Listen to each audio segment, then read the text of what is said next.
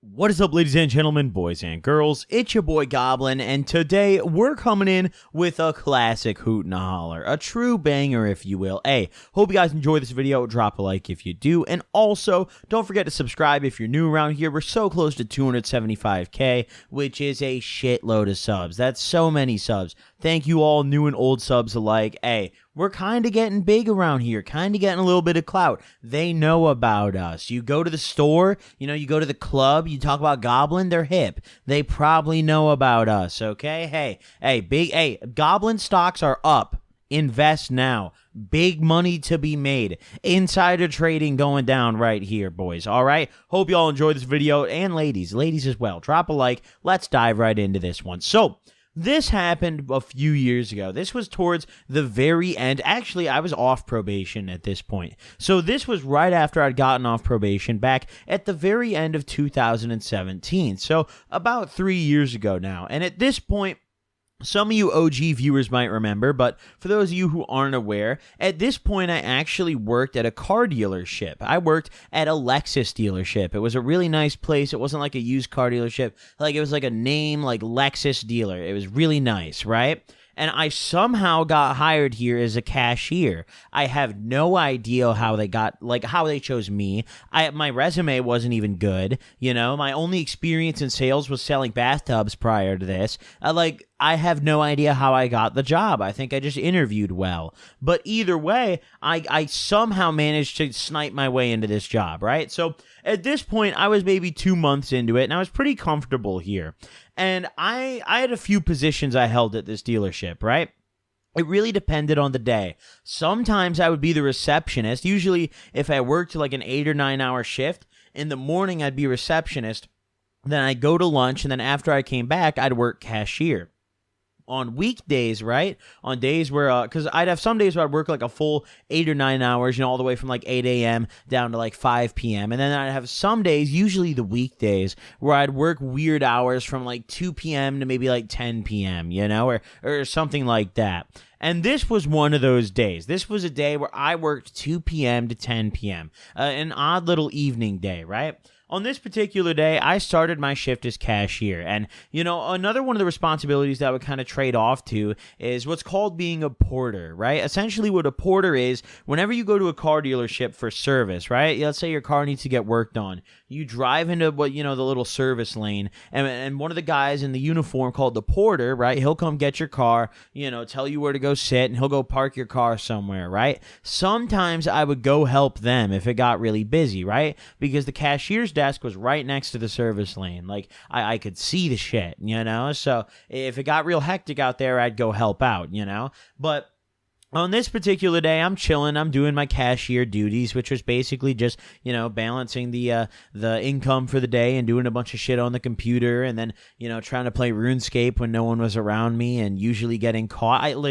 I got caught playing RuneScape like 6 times here, dude. They really hated me, dude. They were mad, okay? But hey, it was gains, boys. No folding, all right? Slayer tasks had to be done, dude. I don't know what to tell you. I mean, it is what it is, all right? They really fucking hated me for that, but I quit before they could ever fire me for it, right? So either way, on this particular day, I'm chilling, and I had a fairly new coworker who we're gonna call Jimmy.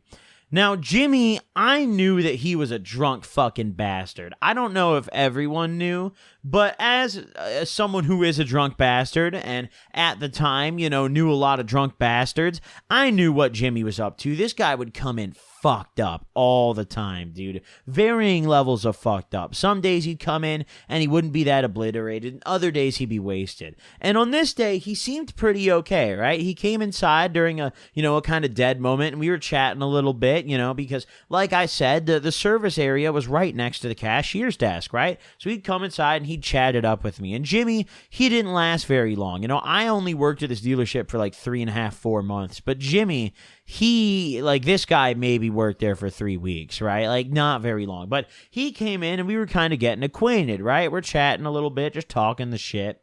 And it comes to that he smokes, right? We get to the topic of smoking, and I'm like, all right, well, we should smoke together or some shit. He's like, yeah, dude, like, maybe later, after work or something, like, we could chill out and smoke, right? So I'm like, Bet, sounds good. Just hit me up. I'm thinking, cool, after work, we'll burn a blunt. Sounds good. I actually had some weed on me. Usually when I go to work at this point, right, I'd just gotten off probation. So I was bringing my blunts to work, right? I was chilling, I was smoking, and I was fresh off probo, like I just mentioned. So, like, one of these blunts just had me chilling so hard because my tolerance was still, like, it was, like, freshly getting fucked. My virgin tolerance was just ready to rumble, right? So, either way, some hours go by. I'm kind of doing my job. Jimmy goes back out to the service lane. He's doing his thing. And eventually he goes on break. And there's the other girl who works on the service area kind of covering for him, right? Perfectly nice girl, but nothing like Jimmy and I, right? She's not the kind of girl to get zooted. I'd talked to her about smoking before. Like, she doesn't, she's not with that. She looked at me like I was a horrible person, honestly. I remember there was one day, in fact, I was talking with the two coworkers. I was talking with this girl and then another girl who worked with me, who we're going to call, what are we going to call her? Fucking Jennifer. Okay, I'm talking with her, Jennifer, and we were talking about acid, and like Jennifer was really intrigued about like my acid experiences. So I was telling the story, and this girl was looking at me like I just told her I do bath salts casually. Like this girl was looking at me like I'm just the craziest man on earth. So she's not with the shit. We didn't really get along, right? So she's out there doing her job. I'm sitting there doing mine. And finally Jimmy comes back from break. And when Jimmy comes back, ooh, pardon me, boys. Hey, my throat's a little tingly, boys. I think it's time for a hydration break. Take me to the fucking ice mountain, dude. Fuck yeah. Damn, that shit hit. All right, hey, I'm back in action. So, listen to this. So, Jimmy comes back in, right? And he's fresh off his break, and this guy comes and he, the way you have to come back in, he walks past my desk, right? He'd walk past my cashier counter every single time.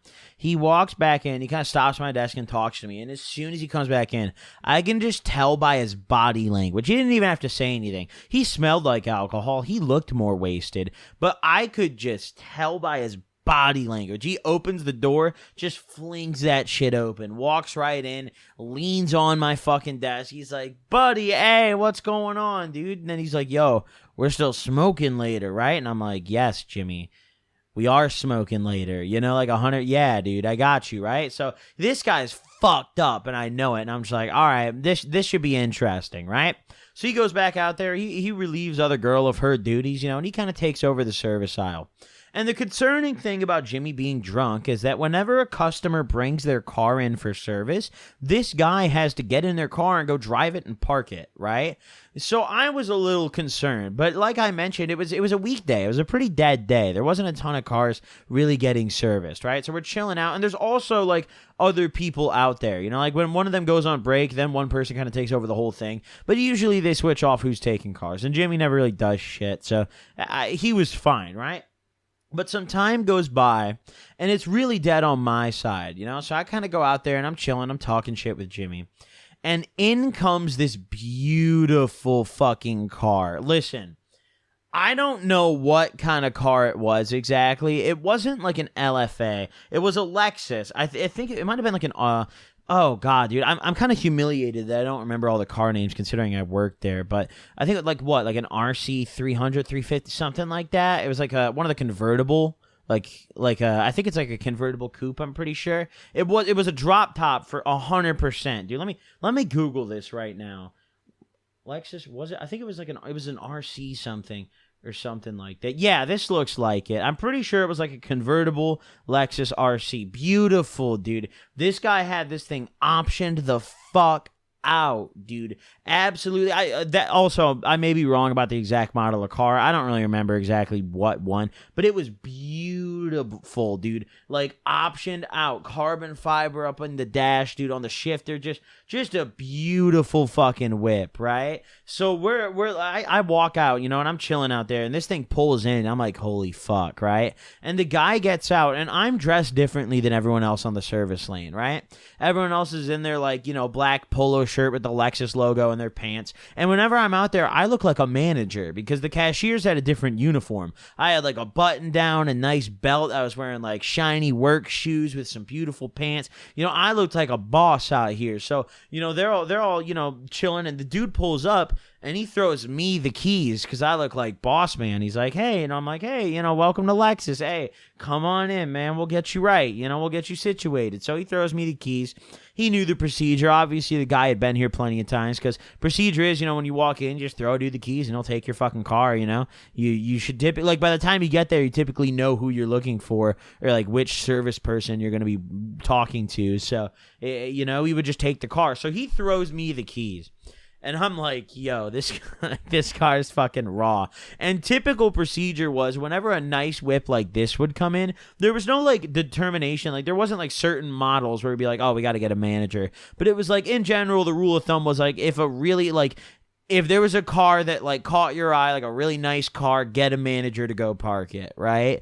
Because I've heard plenty of stories from coworkers about people fucking up customers' cars at this dealership. Like, low-key, hearing all these stories, I was like, dude, I'm never bringing my car here, bro. Like, these, like, they have fucked, and they've done it in front of me, too. I've watched them fuck shit up. There was one time, a little off topic here, there's one time, we run our cars through the wash every time, like, we get them serviced. There's one time one of the guys was pulling it out of the wash, and he just came around the corner too tight and just absolutely just shredded the paint off the driver's side door and ripped the mirror off on, like, the edge of the fucking wall, dude. It was fucked, dude. They've butchered some whips there. But either way, so I got the keys for this thing, and of course, I'm not calling a fucking manager, right? I hop in driver's seat. I'm like, holy shit, dude, this car's fucking raw. This thing's beautiful, dude. Just a gore, like, honestly, probably the sickest Lexus I've ever seen, dude. Like, it was just fucking raw, dude. So I hop in this car, right? And I'm like, all right, let's go park this bitch. And our lot is giant. Like, the lot that they had to park cars for service was so fucking big because it wasn't just service cars. It was like a bunch of cars. It was like our rentals that we'd use. It was like, there was so many whips back there. There was like as many cars back in our little, like, private lot as there was, like, on the sale floor and, like, public lot and shit. Like, it was crazy. So I went and parked this shit in a random spot. And the procedure was after you park it, you just kind of write down, where you parked it. So I parked, I write that shit down. I go back in and I'm chilling for a bit. And my time comes around to take my break, right?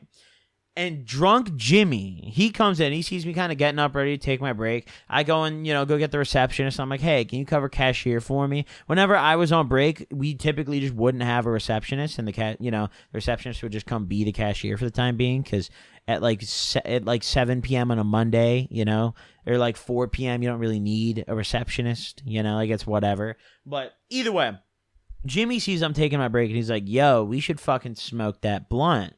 I'm like, bet, say less, Jimmy. Let's go smoke this fucking blunt. And I didn't really put two and two together and realize, like, homeboy just took his break. Like, he's about to get in big-ass trouble coming to do this with me. But he didn't fucking care. He was like, all right, yeah, I'll take a break too, dude. Let's go, right? So I go, I clock out for my break. And we're chilling. I walk back to my car, and Jimmy's just walking with me. And we're kind of talking about that car, right? We're talking about that little drop top. And I'm like, dude, like, that car was fucking sick. And he was like, I know, right? Like, that thing was badass. We should go check it out, right? So I go into my car and I grab my pack of blunts. And I got it in my pocket. I figure we're just going to go look at the car and we'll go back to my shit and we'll smoke in my car, right? We walk over across the lot. And like I mentioned earlier, the lot's huge. So, like, there's nobody out there, bro. There's nobody we can even see driving any cars around or be looking for any cars. It was empty. So we go over to where I parked this RC, right? And we're looking at this thing, and it's so sick, dude. Like, there was a lot of, like, aftermarket work put into this thing, too. But, like, my God, this fucking car was raw, dude. Like, I remember it to this day. It was black, and it had these really sick, like, red accents, but it wasn't, like, tacky. I feel like a lot of cars that are, like, generic colors like that can be tacky. It was very tasteful. A lot of carbon fiber on the interior. It was gorgeous, dude. But we're chilling, and we're looking at this car, and I remember Jimmy's like, dude, like, we should just fucking sit in it, right? Because like I mentioned, it was a drop top, right? So I was like, you know what? You're right. Like, let's sit in it, right? So I hop in the car with Jimmy. And I'm chilling in that bitch. And at that point, right, the keys aren't in it. Whenever you drop off a car, you bring the keys back up. And, wherever in the little service garage where the porters were, they had this huge, like, catalog with all the keys to the cars. Then, the keys were, like, bound to the spot that they were parked at, right? But this thing was a drop top, and we usually left all our cars unlocked anyway, so we just hopped right in that bitch, right? We never locked the cars. It was on a private lot. Why the fuck would we, you know? So we hop in this car, and we're chilling, and we spark up this blunt, and we're getting lit. We're absolutely fucking busting, dude. I'm chilling out. I'm getting stoned as fuck, and I'm keeping a close eye out, looking around the lot, but I parked this thing pretty far back, and there was no one coming by. You know, I saw, like, one of my coworkers, the one chick who's kind of on ass walking back, but she really didn't, like, she didn't like that kind of shit, but I wasn't worried about her seeing us doing shit. The lot was huge, and we were in open air. Like, we could just stomp the blunt out, and she wouldn't know anything. Like, no one can prove shit, you know? So we're chilling, we're smoking this blunt, and we're just having a blast, dude, you know? And, of course, like, the car, obviously, like I said, she's a drop top. We left the top down, dude. It was beautiful, dude. No, the car didn't stink or anything, because, obviously, we wouldn't be smoking in some random guy's car if we were, like, hotboxing this shit. I'd lose my job. Right? But like, if it's a convertible, we can sit in it and smoke, you know? So we're chilling out, smoking this blunt, and Jimmy's just getting lit. This guy's getting fucked, dude. This guy's absolutely obliterated by the time we finish this blunt. I don't remember what weed we had in it. Probably just some, I don't know, maybe some decent mid I had at the time. I don't really know. It's whatever. But we finished this blunt up. And we go back, right? We go back to our jobs. We chill out. We're nice and baked at this point. I'm fucked. I'm super stoned. And whenever I got this stoned, I would always get really slow at doing the accounting work. That was kind of my downfall towards the end of this job because, you know, I got this job when I was first on probo. Then, of course, I got off probation, and I would just get high as fuck every day at work and start doing my work slower and slower. And they definitely took notice. But either way, Jimmy, on the other hand, he goes back to the service lane, and it gets fucking ugly with him. I don't know if the blunt gave him the spins or what the fuck happened with Buddy Boy, but eventually he's all right. So a car pulls up in the service lane, and they need some air in their tires, right? So Jimmy gets in the fucking car and he pulls it up. And I'm out there helping out because it got a little busy, right? I rarely actually had to sit at the cashier desk. And I had like a walkie on me. So people could like talk to me, you know? People could be like, hey, like we need you at cashier. And I'd be like, all right, I'm on the way, you know? It was really simple. It was kind of bad. I felt important, dude. Because not everyone had a walkie-talkie, but I had one. I felt pretty important. I can't lie, dude. I felt like a boss up in that bitch, you know? But either way, so Jimmy's out there, and I'm out there on the service lane, just kind of helping. I'm telling people, like, yeah, just pull over to this lane. We'll help you. You know, just park up. We'll get you situated. So what's your problem today, you know? And he would just finish putting air in someone's tire, right? Checking their pressure, their tire pressure and all that, and doing his thing. And he's getting out of the car, and I don't know what happened. I don't know what caused it. I had just gotten out to the service lane, so I don't know if he'd been queasy or what was going on. But he just fucking yaks all over the ground. Like, he gets out of this guy's car and just pukes all over him. And this is a big problem. Not because he just yacked and he's fucked up on the job, but it's a big problem because how this dealership was laid out. The waiting room is separate, like the waiting room and the service lane where we were is separated by a wall made of glass. Nothing else. Every customer, every coworker, every person in the dealership, with the exception of people on the showroom on the opposite side buying cars, just saw what Jimmy did. All over, right? Luckily, I mean, it was outside of this guy's car. Some might have splashed on the fucking wheel or some shit. But outside of this guy's car, but Jimmy was fucked, dude.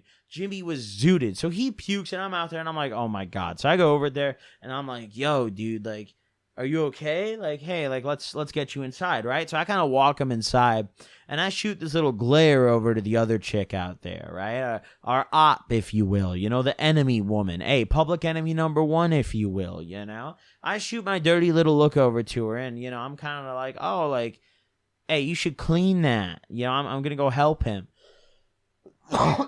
Pardon me, man.